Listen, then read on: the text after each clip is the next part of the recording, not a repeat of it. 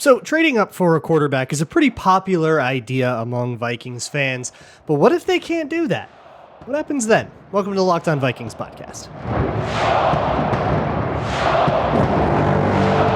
You like that? 3, 1, 2, 3. You like it? You are Locked On Vikings, your daily Minnesota Vikings podcast, part of the Locked On Podcast Network. Your team every day. What's going on, everybody? Welcome to the Locked On Vikings podcast, where we're always trying to learn something new. It's part of the Locked On Podcast Network, your team every day. And thank you so much for making this show your first listen each and every day. My hashtag everydayers. I appreciate you all so very much. If you are new here, hello, what's up? My name is Luke. I'll be your host. You can find the show wherever you find your favorite podcasts, including the SiriusXM app, as well as YouTube and Amazon Fire and Roku. This episode is brought to you by Gametime. Download the Gametime app, create an account, and use code LOCKEDON for $20 off of your first purchase. So today I want to discuss one of the scenarios that I'm sure some of you actually like, but we are currently existing in this weird limbo for the next couple of weeks, I would say, until we know what happens with Kirk Cousins. I would say that if that's not resolved in 3 weeks at least, that's an issue, right? So we're going to find out soon. And it has to be resolved one way or another by March 13th. So we have less than a month now, and Danielle Hunter has to get done in that time too, and Kirk's going to get done first. So whatever's going to happen is going to happen. And it's going to start happening soon. But right now we live in this limbo with not really knowing where the Vikings are at quarterback. I'm sure they have a sense for which options they prefer and which they don't, and what they'll do if this happens or that happens, right? But we don't know any of that. We don't get to know. So we live in a world where the Vikings could very much be entering the draft with no quarterback to speak of. Maybe they bring in Sam Darnold as a bridge. I know that was something that came around this week. They bring in Sam Darnold as a bridge. You don't want to go into a season with him at all. And you have to trade up really, really hard to get him. And in that world, what if they don't? Because you don't get to control that whole world, right? That's like a risky place to be. And it's why, I think it's probably the best argument to sign Kirk Cousins is so that you are not drafting in that environment, so that you aren't negotiating against that leverage. Because not only is it risky, the world where, say, the Falcons just decide we're going to, match your offer, and we have a higher first round pick, so we're going to get him, right? That's a thing that could happen. They're kind of the only team that can do that. If you look at the draft order, it's Bears, Commanders, Patriots, right? And if you assume that those three go quarterback, which is not a safe assumption, right? Quarterback's pretty rare. And even though all three of those teams appear to be interested in a quarterback, there are rumors that New England is maybe looking to trade down. We can't be 100% sure that the Bears aren't going to go with Justin Fields. They're being really hush-hush about that. But let's, for now, just pencil that in. Quarterback. Caleb Williams, Drake May, Jaden Daniels. To say those guys are gone, and they don't even have their phones on. None of them want to trade up. They all just take their guy. So then you're looking at Arizona is next, and the Giants and the Chargers, that kind of 4, 5, 6 range. And let's say the Vikings try to trade up, and so are the Falcons. And let's say the Falcons win that bidding war.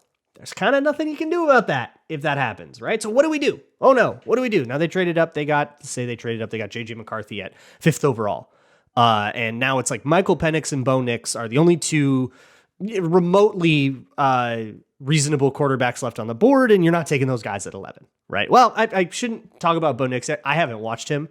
So I'm going off of pure osmosis right now, and I reserve the right to change that opinion if I do end up watching him and liking him. Haven't seen a lick of him. But this is the position that you have to be prepared for, right? This is very much a possibility. It's not a certainty, but it's a possibility, right? That's very much one of the many outcomes. So what do you do? And I think being prepared for that is going to motivate some offseason decisions. Like I said, it could motivate the Kirk Cousins offseason decision. It could be the kind of thing where you sign Kirk Cousins to a 1-year deal, or a 1-year deal with an unguaranteed second year, an option year at the end of it, or something like that. Maybe even a player option year. But this is I'm trying to portend the worst case scenario a little bit and then say, okay, what do you do? And I think what you do there is you have to sort of take the gift that it is, right? if the draft just did not fall in such a way where you get a quarterback and you didn't re-sign Kirk, you didn't do anything that can remotely be seen as a serious quarterback. You have like Sam Darnold and Jaren Hall competing. You're like, oh my God, this is a disaster, right? Okay, you eat those lumps. I think a lot of people will say, oh no, just take Penix because he's the best quarterback on the board now and he's going to go by the second round or whatever. I'm not sure that's the move. And the thing you don't want to do, this is the Christian Ponder lesson. The thing you don't want to do is take a quarterback that you don't like just to have taken a quarterback, just to say you took a quarterback, right? Because a bust of a quarterback, especially a first round bust of a quarterback, is like a fast track to getting fired. And with good cause, right? Like we don't want the guy that drafts Christian Ponder to be around anymore, right? That's not the move anymore. And I always like to bring this back up. Like the year after that happened, they completely reorganized the front office and they took like a whole bunch of scouting power away from the head coach. They gave more of that to Rick Spielman. And that was like the structure that they worked with all the way up until after the 2021 season when they fired him. So you don't want to get the panic guy. We don't, the quarterback we don't like just to say we took a quarterback, right? And the gift that I'm talking about is, okay, now you get to build your team up a little bit and make your team that much better a destination. Now, I do think the Vikings are a pretty good destination for a rookie quarterback. They have 4 of 5 pieces of an offensive line that pass blocked very, very well last year, all under contract. They have the only one that isn't coming back is the left guard, right? Which both of their left guards are actually pending free agents. So shoot, you could. You have that. You have, of course, Jefferson and Addison and Hawkinson for whenever you get him. It sounds like he's going to start the season on the PUP, which makes a lot of sense. If you just think about like ACL injuries and when that happened and how long recovery takes. And it sounds like they're not doing the fast track version of that. If you want more information, there is an episode from, I think last week or the week before where I talked about that with Hawkinson, by the way, but you get him eventually, right? And for the long term, you have him, if he's not there for the first couple of weeks of the rookie season, like he will be there and that will help development in a more big picture sense. So it's a good place for a rookie to come in, you don't have to pretend like, you don't have to be the Panthers where you have to bring in guys like Adam Thielen just to have some semblance of something going on in your offense and then still not really care if your offense is good because at least you're not ruining your quarterback, right? Lest you do what the Bears did with Justin Fields, which they are perhaps moving on from. It's been such a disaster over there. So that gives you the chance to do it. And that's very much a consolation prize, right? Like it is absolutely not preferable to get like a good edge versus getting like the quarterback of the future, right? I would much rather have Jaden Daniels than the guy he was throwing to. You know what I mean? Like give me the quarterback. But assuming that goes poorly, if they hit on that pick, like if they get a good player with that pick, you're not going to be like that helps. That's a salve. That really helps heal the burn, So there are a couple of things that I want to get into here. First, I just want to like go over like what kind of roster makeups you could make. I'm going to sort of dip my toes into the D-line pool a little bit and start the world of talking about those draft guys. All that's coming up. Today's episode of Locked On Vikings is brought to you by BetterHelp. BetterHelp is a way to get started in therapy. Getting started in therapy can be very intimidating, but whether you feel like you actually need somebody to talk to about something and to kind of handle your mental health, or whether it's more of a maintenance thing, which I actually think is really important, and especially men, more of us should do that. You don't have to have something wrong to go to the gym and worry about your health. I think your mental health's kind of the same. So go to BetterHelp.com/lockedon and you can get 10% off of your first month. Whether it's something deep like a family issue or even just you want to talk about the Vikings a little bit or talk sports, that's also perfectly acceptable. BetterHelp can get you hooked up with somebody that is right for you and your needs. If you're thinking of starting therapy, give BetterHelp a try. It's entirely online, designed to be flexible and suited to your schedule. Visit BetterHelp.com/lockedon to get 10% off of your first month. That's BetterHelp, HELP.com/lockedon. Thank you all so much for making Locked On Vikings your first listen of the day each and every day. When you're done here, if you are watching on YouTube, don't lift a finger. It'll take you right to the Locked On Minnesota Sports YouTube page and their 24/7 Minnesota Sports live stream. All of its biggest stories, conversations, debates from the Locked On Network, including this show, Locked On Wolves, Wild, etc., all broadcasting over there 24/7. Flip it on, forget about it. So, if we think about roster building, right, let's pretend that we can see the future for a second. Let's pretend we had a genie that came down and we asked, what's going to happen? And the genie was like, QBs are going 1, 2, 3, and the Falcons are going to trade up and they're going to outbid you no matter what you bid for a trade up. They're going to trade up to, let's just make it clean. They're going to trade up to 4. QBs are going to go 1, 2, 3, 4. And you're not going to get the guy that you like, right? Okay, so we know that, right? Let's just say that is like a known fact because the genie told us. What do you do? How would you approach the offseason knowing that were the case? How would you try to optimize if you could like super bank on it? And I think that opens yourself up to some interesting decisions that are unorthodox, but I feel like it's at least a good thought exercise to understand what would be optimal for certain situations. So for one, if I just knew right ahead of time QBs aren't coming, then I'm slamming Kirk Cousins, right? Okay, cool. Like we're great. 35 mil. 1 year if you need to or whatever.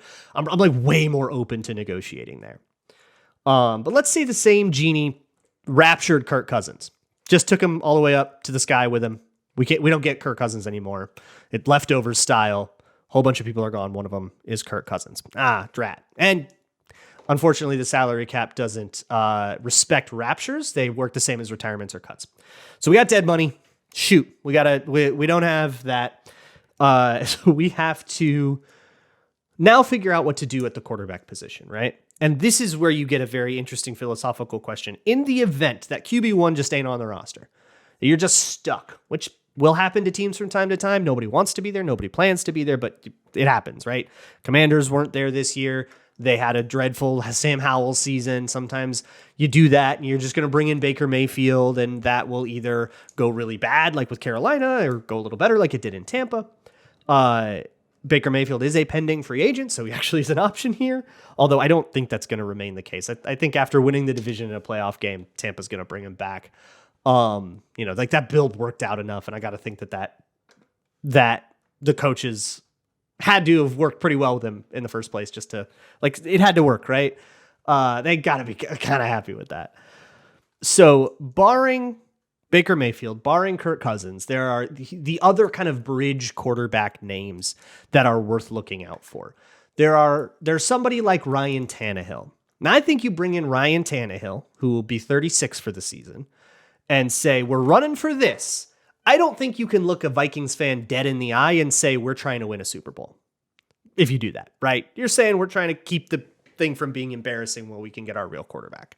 And I don't think that's quite acceptable, right? Now, I know a lot of, I am of the mind that Kirk Cousins is not a Super Bowl winning quarterback. I don't think he has the consistency to win 4 games in a row, right? To win the Super Bowl, you have to win 4 games in a row. Whether it's in the playoffs or if you get the bye, you probably had to win 4 games in a row to do that. So that's where I'm at. But that's only my personal opinion. If you don't agree, that's perfectly valid. That's fine. I have no need to argue with you on that. You can believe what you want to believe there. And I don't think the Vikings agree with me. I think they just think Kirk Cousins can win the Super Bowl. That's just it. And if you disagree with the Vikings, you're allowed to disagree with the Vikings, but you kind of have to understand that they're not going to change their minds on that. Ryan Tannehill, on the other hand, don't think carries the same punch. So I don't think that he's an option that's very interesting to me. I think he maybe makes backup money. And, you'll have Baker Mayfield making starter money. Kirk Cousins will make starter money wherever he goes, but playing up for, I don't know, St. Peter's team, maybe, or maybe for Leviticus. Who's to say? But wherever he goes there, everybody else is basically making backup money. And it's really hard to find anyone you can feel is serious. Honestly, I think maybe the best idea out there is Jacoby Brissett, which I don't hate him as a bridge quarterback. I think Jacoby Brissett is the perfect level of quarterback. PFF projects him to make a 1 year, $6.5 million deal. And he is perfect for if you have a rookie that won't be ready till week 8, where he will hold the ship down. And then when that rookie's ready to play, that rookie comes in and plays, and you're not 1-7 in those first games, right? You actually maybe are in this, and your rookie quarterback can come in and his rookie season can be a real season instead of just something where you're just trying to get other draft picks or whatever, right? Other options in that world, Jameis Winston, Gardner Minshew. Jameis Winston, I feel like we have Jameis Winston at home and his name is Nick Mullins. Like, if you're going for Jameis Winston, you're going for this high variance. Let's just play like nutso ball and throw 4 interceptions a game and probably not win a lot.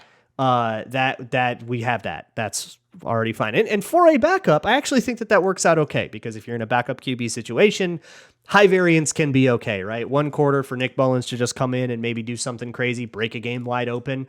That's kind of what happened in that Vegas game. That game was shut tight, right? It was 0-0 through 3 quarters. And Nick Mullins gave the offense the shot in the arm that it needed to just do enough, right? And get that field goal. And then by then situational football took over. So I don't really see a reason for Jameis Winston when Nick Mullins is already under contract.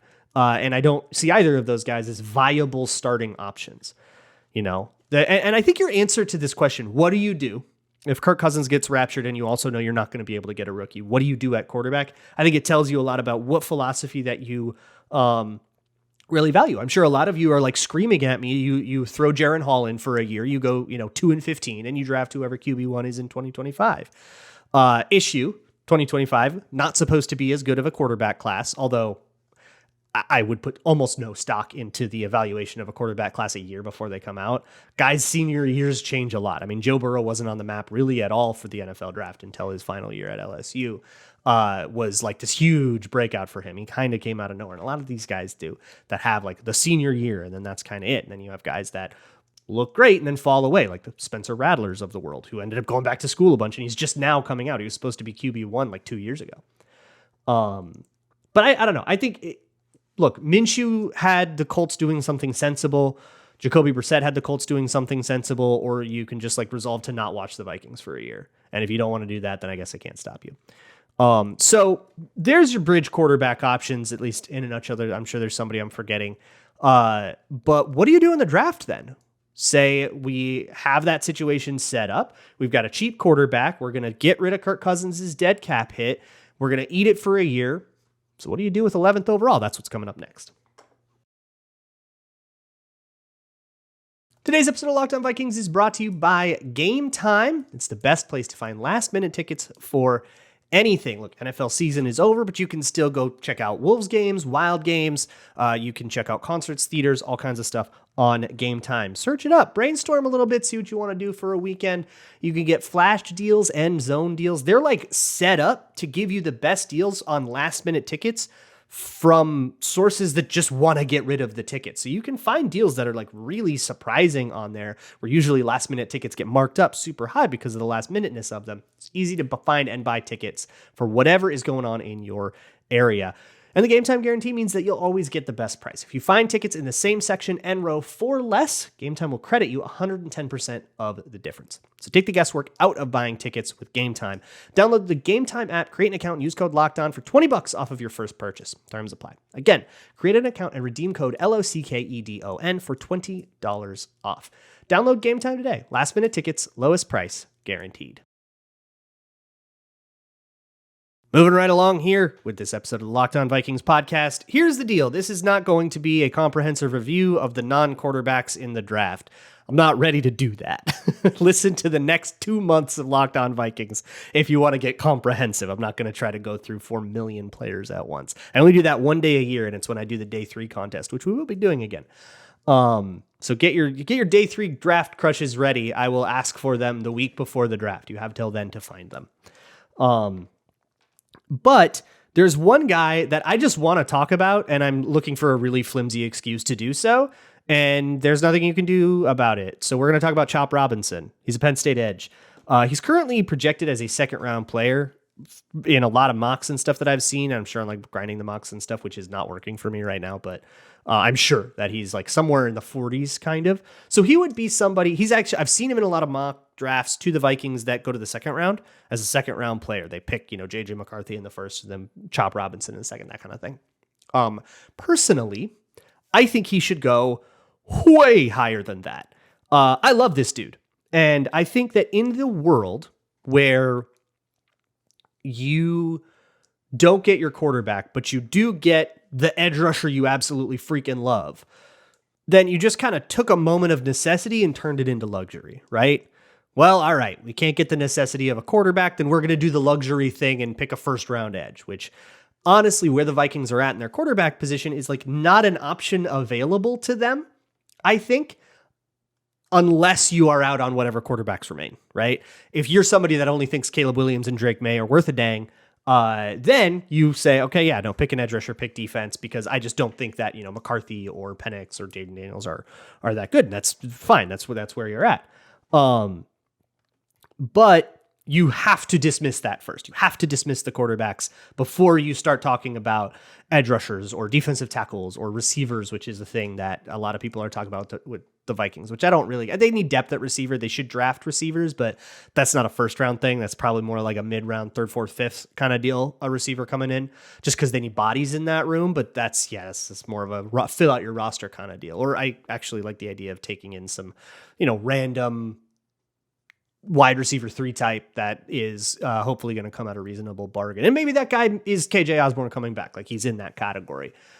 But that's kind of what this exercise is. We are dismissing the quarterback. We are forcing a situation where the quarterbacks are dismissed for us. We have spent just $6.5 million extra at the quarterback position. Plus we're getting rid of all of Kirk's dead cap. So signing guys to contracts is going to be way, way, way easier right now. We don't have a quarterback contract on the books. That puts us at a huge advantage over everybody who's got us an expensive quarterback in terms of like cap spending, right? Which is, to be honest, not that valuable a thing to me if you don't actually have the guy. Like that only works if he's good, if the quarterback you're playing is good. But I digress.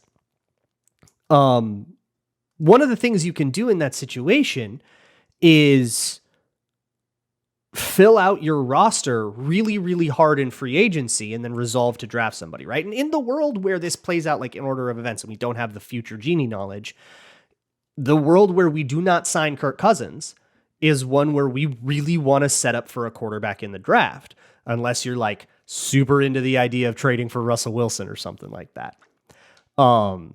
Which I guess he's also one of the like more serious, like you could bring in Russell Wilson and say, we super believe in him. And at least people they might not agree, but they'll at least think that you're being serious, They won't just call you a liar. They'll just call you wrong. It's different than if you go in and say like Jacoby Brissett, he's our Super Bowl guy. You know what I mean?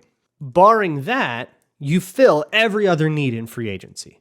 We're going to get 2 edges. We're going to get 2 D tackles. We're going to get our wide receiver 3. We're going to bring in a left guard. And maybe some of those guys are returning players like Reisner or Osborne or whatever that you want to do. But we're going to use cap dollars for all of that stuff. And I'll probably sometime in the not so distant future do that plan and show you like what that would look like on the over the cap calculator, because you guys seem to have been liking those episodes. But for now, let's just say we do that. Like we get everybody, right? We bring back Hunter and Jefferson and we do the contract magic we have to do to make that work under the cap. And everything, we're good to go. So we can use our whole draft. Our only goal in the draft is to get a quarterback. Then you say we've got 3 first-round picks, and I'm going to give you my second and both the fourths from this year. We're not going to make a pick till the 5th round, except for this quarterback. What do you think about that, Arizona or New England or whoever it is that's willing to trade down? And they still say, nope, Falcons actually offered that, but they added a player that you can't match or something, or we only want to go down to 8 or whatever. Shoot. Okay. So now we're super left high and dry, right? We set up our whole roster and we just do not have a quarterback. But we still have kept all of our draft picks, right? We only offered them. We still didn't spend them. So now we can do the thing where we take somebody who is tenacious, young, and try to, make the team greater than the sum of its parts and hope you can overcome quarterback deficiencies that way in the meantime. And then eventually, you got to bring in the guy. You get really aggressive about trading for whoever's in a contract dispute or whatever by the trade deadline.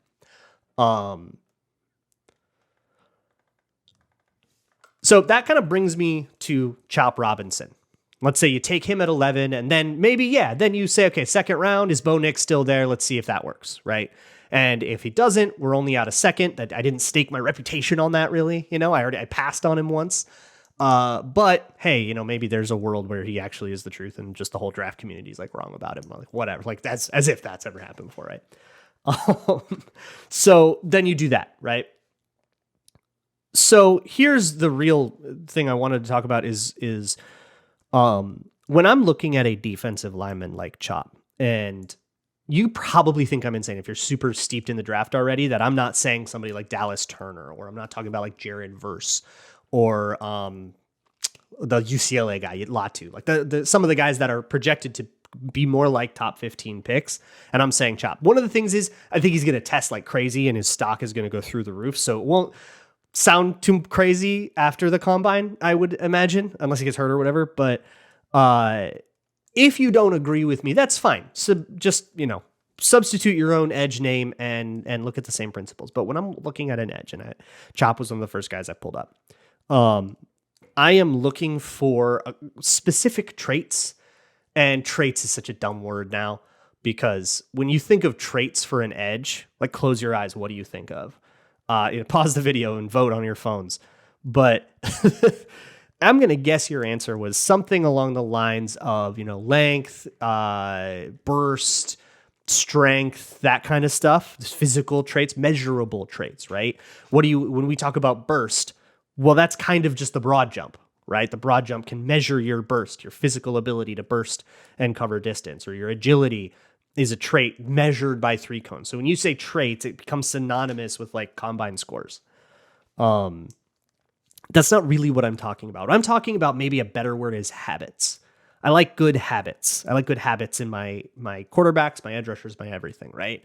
Because when you come out of the box with good habits, it's a lot easier to teach you something you may not have, like add something to his pass rush or something like that. And he gets knocked for having a less diverse pass rush repertoire. I don't necessarily agree with that. I think there is more nuance to it than is like super easy to see. But once you understand that nuance, he gets really exciting. And for me, Chop Robinson, what makes him exciting is tenacity. He's very much one of those motor guys. And I love, you love a motor guy. It's you can't make the whole plane out of motor and effort, but you love to see it, right? Guys that'll just chase somebody down, that'll never give up on the rep, that'll get, knocked down and scramble up and army crawl to the quarterback and get a sack that way. Clean up sacks, that whole thing. That does lead to production. But it's more that every single motion is violent. And for D-line in particular, a D-line's job is to cause problems. All you want to be is a problem, right? A wide receiver, you're trying to get separation. That's your whole job, right? And there's a finesse to that, and there's a technique to that, and there's a thought process and a strategy to that. And this is beautiful, complex, dynamic system. And for somebody like an offensive lineman, your job is to be flexible and to be preventative, right? To be ready to handle whatever this D lineman throws at you. And again, there's nuance and there's flexibility to it. I feel like for D linemen, that's where you want the most Tasmanian devil foaming at the mouth, absolutely insane, crazy guy you want. That's where you want your John Randalls, right? Your Keith Millards that have that tenacity and explosiveness that can turn a pass rush plan and can turn the same kind of technique and strategy that you see at other positions into an extremified version of it that just strikes fear into your opponent. And that's what separates somebody like John Randall from your average undersized, defensive lineman. It's what separated him. And I think Chop has that in spades. He also is very good at keeping his feet moving, which gives him more strength than he may have, in the weight room, like in the bench press, when you chop your feet, there's just physics to it where you just will be able to drive more force. You will get stronger without ever touching a weight, just by learning how to chop your feet well. And he does that very well. He always keeps his hips square to where they need to be. It's a lot of good habits. And so even if you look at him and say, man, I really wish he had a spin move, you can Teach him that spin move, because there's not any bad habit that you have to break. There's no emergency situations. You go, yeah, but he does this horrible thing. We got to get that out of him before we do anything else. You got all the time in the world to say, all right, yeah, man, work on a spin move all off season and bring it to camp. And then, learn the playbook and let's see where we go from there. I love it. I love Chop. I would be super stoked to see him in purple. And I would not be super stoked on this situation entirely. So, let's move on. But it's always good to, have a thought for where you want to be there and what you would be rooting for in that magical genie leftovers situation. All right. I will talk to you guys all tomorrow. Maybe more D-line stuff. And as always, Skull.